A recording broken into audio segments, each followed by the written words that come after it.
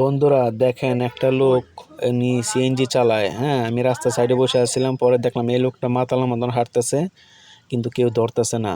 পরে আমি এক সাইডে একটু বসে দেখলাম লোকটা কি করে, হঠাৎ করে দেখি এই লোকটা একটা ড্রেনে পড়ে যেতেছে ছিল, কিন্তু সেইখান থেকে আমি দৌড়ায় যা ধরলাম।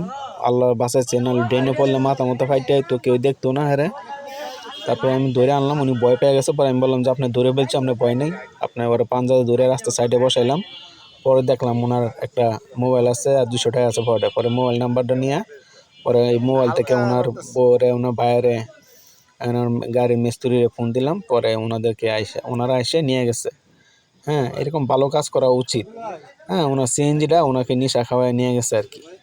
এই এবার পরে এই যে রাস্তার মধ্যে এরকম বিপদে পড়ছিল, সেখান থেকে আল্লাহর রহমতে আমার উছিলা হয়তো আল্লাহ উদ্ধার করছে আর কি। আমার বউ আসছিল, ওনার ভাই আসছিল, ওনার মিস্ত্রি আসছিল গাড়ির, ওনার নিজের গাড়ি একটা সিএনজি কিস্তিতে লইছিল, ওটা নিয়ে গেছে।